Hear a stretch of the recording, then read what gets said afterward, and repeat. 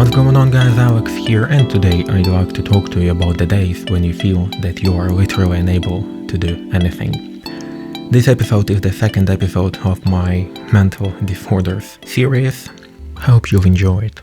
Everyone has such type of days, but if you have some type of mental disorder, it's more probably that you have these type of days more often and in much severe form than others. For those lucky ones who haven't met this type of problems, let me explain a little bit. These days are a very hard day to exist, to be honest. That's days when you don't want to do anything. And I know that sounds pretty much like you're just being lazy or you're just being tired, but you don't want to do anything, and that includes literally anything, from just going to the toilet and ending to going to the shop. Like, you just have no motivation at all to do literally anything. So every single task that you feel like you need to do, every single chore you feel like you know that you need to do, right now, if you're having such type of day, it becomes a much harder thing to complete. The most important thing is that it's not even the same thing as procrastination. I suppose that lots of you have met such type of the problem as procrastination, and procrastination is more like, you know that you need to do something, but you prefer to do something else but the thing you really need to do.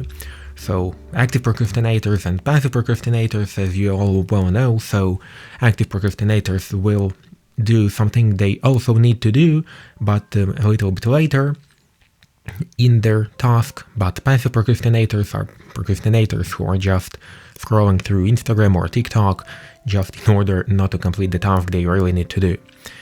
But it's this type of days which I'm talking about, they are much worse than procrastination. Because during procrastination, you feel that you'd like to do something else. But in this type of days which I'm talking about, you don't want to do literally anything.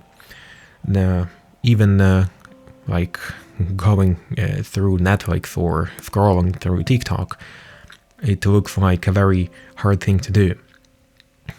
In some days, of course.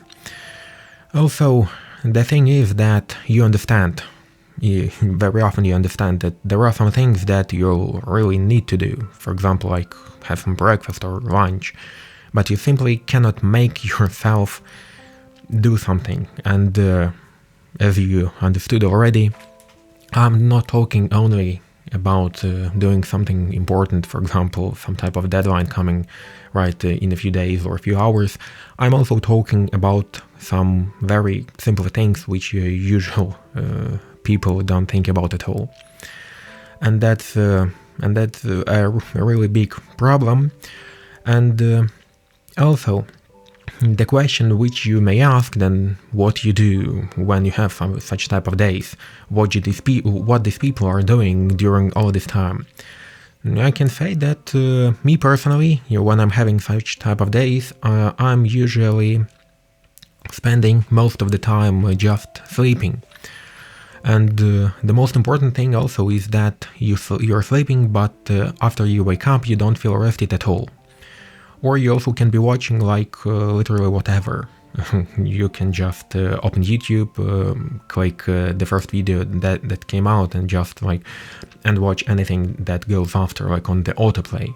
The same goes with the Netflix and so on and so on and so on. And that's also a very, very bad thing, because when you're watching something, when you can watch something, you're watching this thing, you're watching, I don't know, some episode of a series or some type of film, but you don't remember a very single thing, because your mind is like a blank piece of paper. And the things you're watching, like you're seeing pictures, you're hearing like the music, the voices and so on, but you cannot remember and cannot recall the plot of this thing. And the same goes with the sleep. You're sleeping, but you don't feel rested.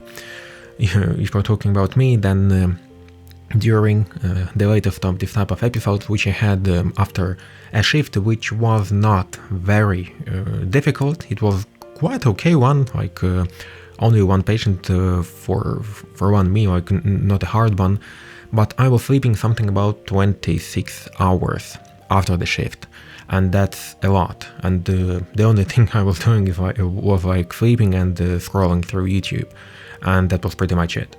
And that was a really bad thing.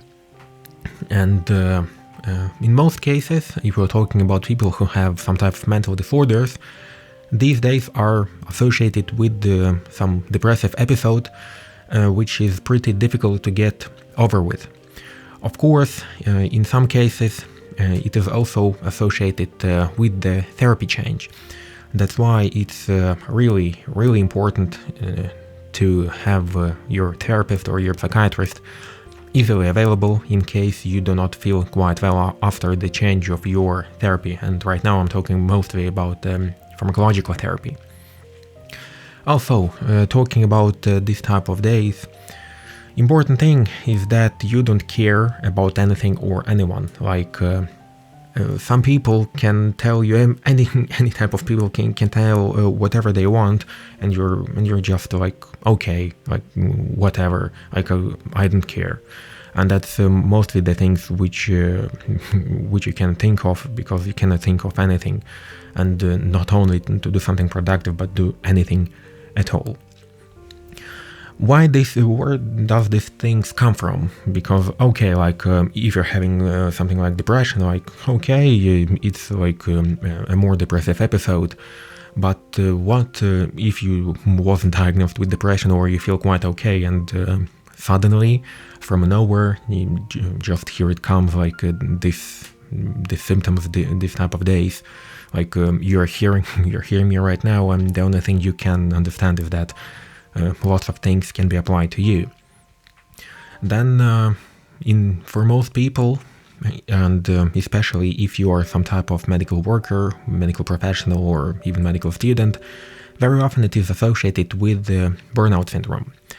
But also important thing is that during like early burnout syndrome, like the symptoms are like you procrastinate a lot, you become distant from others, people can get on your nerves too quickly, you also can have like sleeping problems, either sleeping too much or not sleeping at all, also turning to addictive behaviors and other symptoms. Also, this type of days are associated with burnout. At least that the thing what happened to me when I was working on my previous job in the hospital several years ago before I was diagnosed.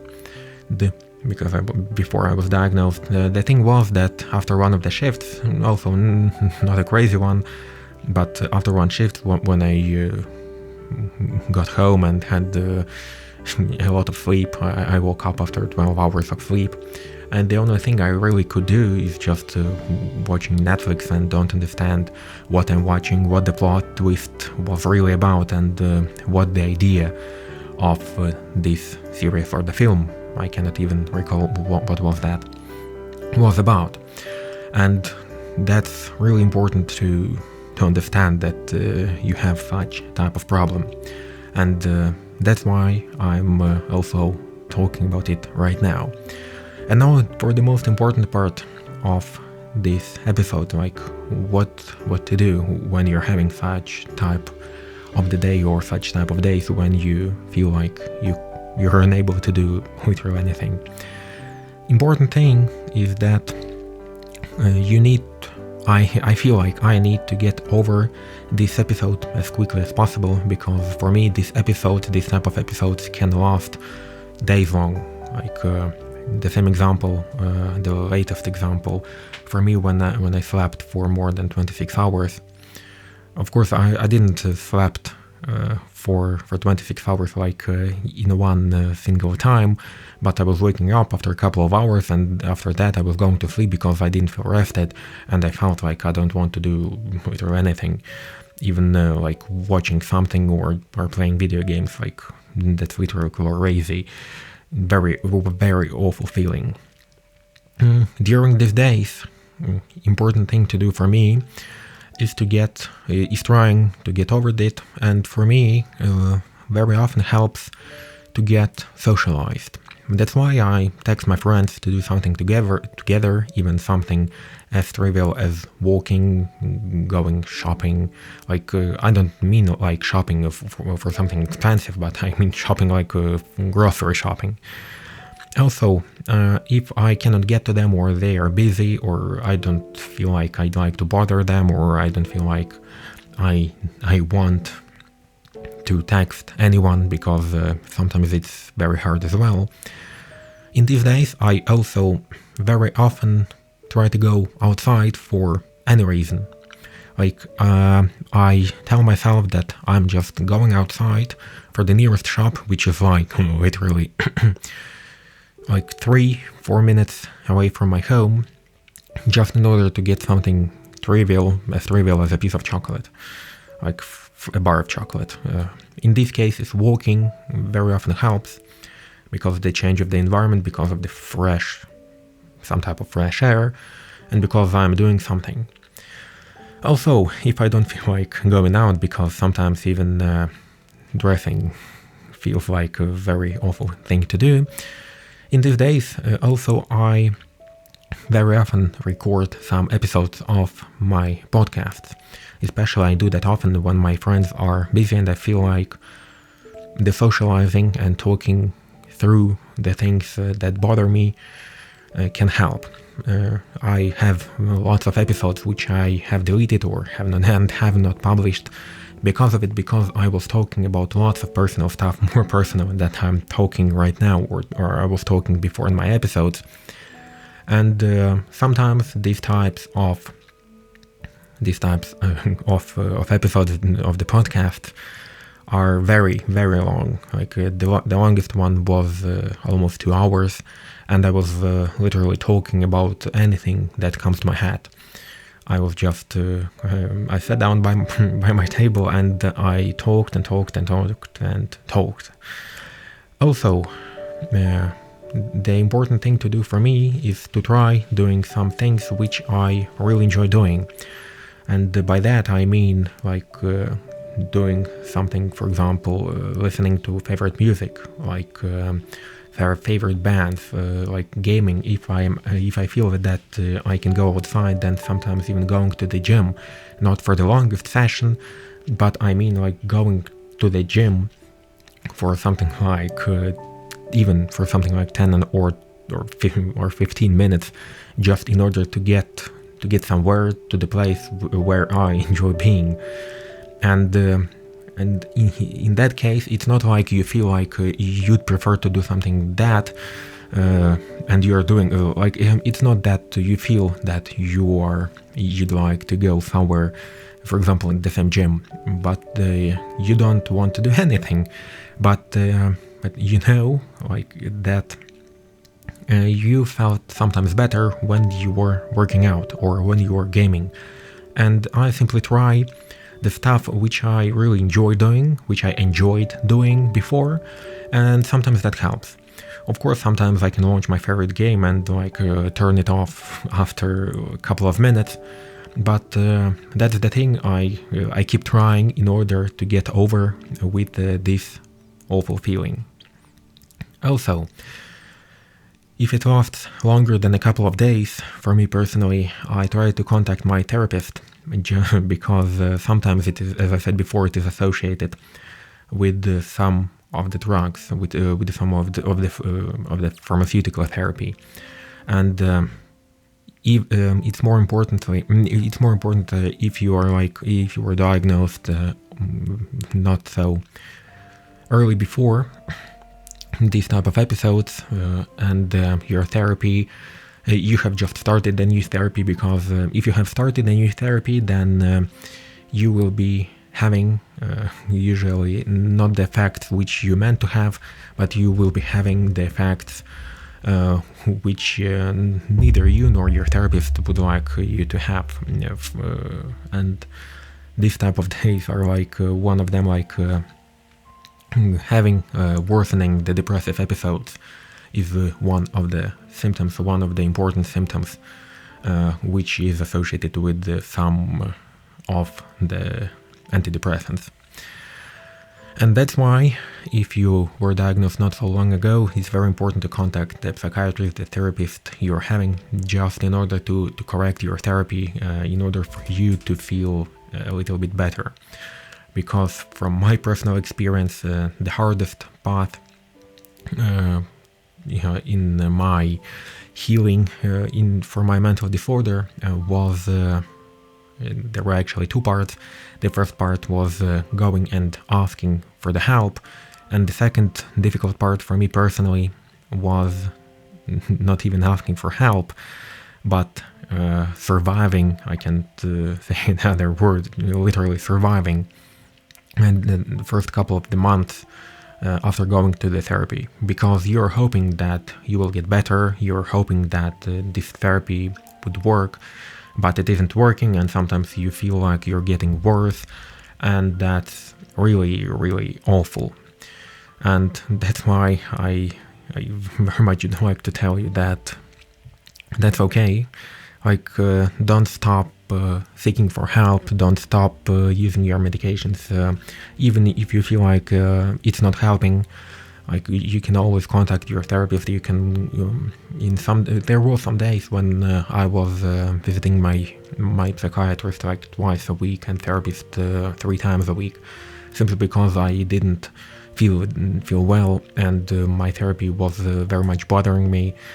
Of course, you can think about like money and how much it costs, especially if you live in more Western countries, the same United States, because the prices there are like really crazy. But right now, it's very important to understand that money is not the most important problem that you would have in the nearest future if you want to get over with your mental health, because mental health is literally one of the most important things that there is in your life. And because the mental health, it makes you do anything, it makes you be productive, it makes you go to work, you can like control your life.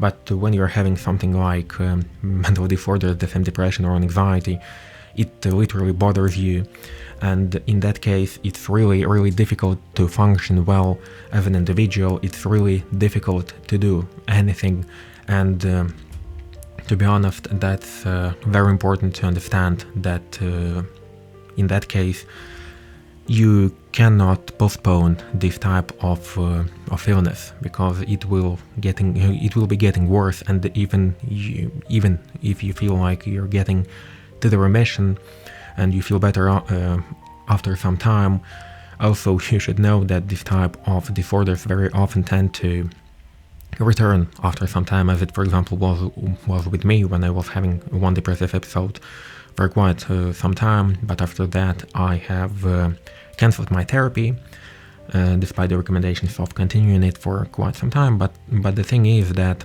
I felt very, very well for something like 5 or 6 months, but after that all the symptoms has returned, and that's really, really awful. And one of the most disturbing things is the sleeping problem, because you can be sleeping but you don't feel rested at all, despite the fact that you're sleeping for more than 12 or 14 hours. And that really bothers you. And the thing which really bothers me, and we were talking also about sleep and all of these types of mental disorders, is that after some time it can also change not only your behavior and so on, it can also get some other somatic symptoms, or the symptoms which you can like feel, and the symptoms which influence your everyday life, because sleeping disorders are very important, and the sleeping is one of the most important things in our everyday life.